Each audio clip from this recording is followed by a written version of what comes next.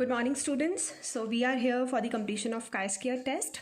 So chi-square test में अभी तक हमने कवर किया chi-square test के दो पर्पस होते हैं. एक to check association between two categorical variables, जहाँ पे chi-square का टेस्ट का नाम है टेस्ट ऑफ इंडिपेंडेंस और एसोसिएशन, और दूसरा होता है to check the goodness of fit, जहाँ chi-square टेस्ट का नाम है chi-square test as goodness of fit.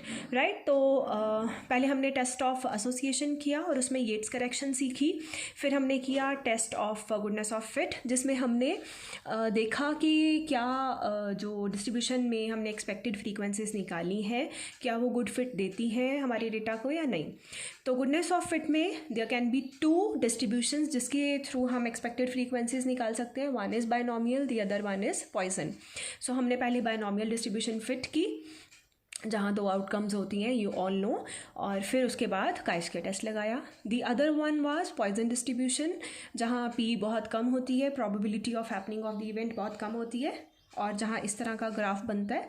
So Poisson distribution में फिटिंग हमने कल सीख ली थी. So we are going to learn how to apply chi-square test in case of Poisson distribution fitted frequencies. Right, तो कल हमने इसमें पॉइजन डिस्ट्रीब्यूशन में फिटेड फ्रीक्वेंसीज ये वाली निकाली थी, एक्सपेक्टेड फ्रीक्वेंसीज निकाली थी. आगे हमने लगाना है chi-square टेस्ट. सो chi-square टेस्ट का प्रोसीजर हमारा सेम रहेगा. यहाँ पे भी हमने क्या करना है, observed frequencies, expected frequencies, O minus e square divided by the respective expected frequency. Procedure would remain the same. Difference कहाँ आता है इन केस ऑफ पॉइजन डिस्ट्रीब्यूशन. जब हम देखें जैसे जैसे हमारा एक्स इंक्रीज़ होता है हमारी फ्रीक्वेंसी बहुत कम होती जाती है.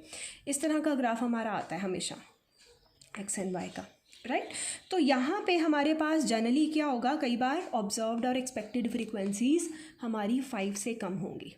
तो यहाँ पे थोड़ी सी दिक्कत आएगी. वो हमने क्या करना है इन केस ऑफ पॉइजन डिस्ट्रीब्यूशन, अगर हमारी फ्रीक्वेंसीज कहीं पे भी इधर एक्सपेक्टेड और ऑब्जर्व्ड 5 से कम है तो हमने क्या करना है, उनको क्लब कर देना है. फॉर एग्जांपल 21, ये 3 5 से कम, 1 5 से कम, तो हमने इनको क्या कर दिया, इन 3 और 1 को 21 के साथ क्लब कर दिया.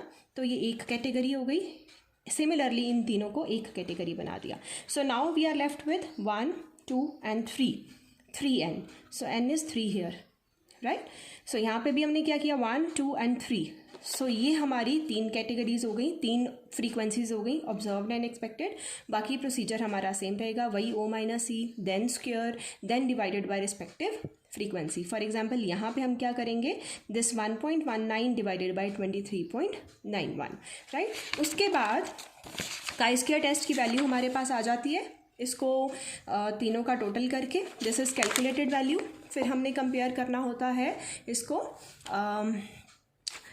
हमारी टेबल वैल्यू के साथ. तो टेबल वैल्यू जब हमने निकालनी है, we all know we need 2 things, one level of significance, the other degrees of freedom.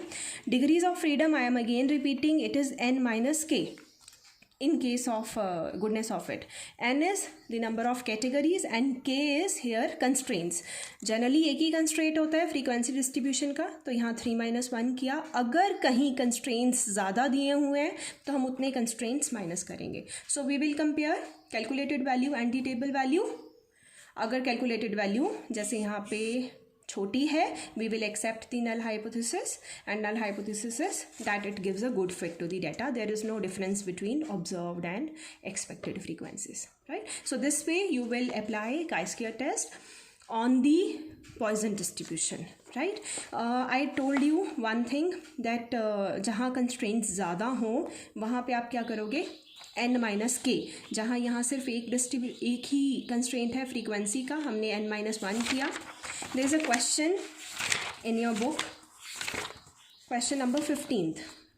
यहाँ उसने कहा एक फ्रीक्वेंसी का कंस्ट्रेंट है, सेम मीन, एक स्टैंडर्ड डेविएशन का और एक फ्रीक्वेंसी का. सो यहाँ पे 3 कंस्ट्रेंट्स दिए हुए हैं, एक मीन, एक स्टैंडर्ड डेविएशन, एक फ्रीक्वेंसी. तो यहाँ हमारा n माइनस 3 हो जाएगा.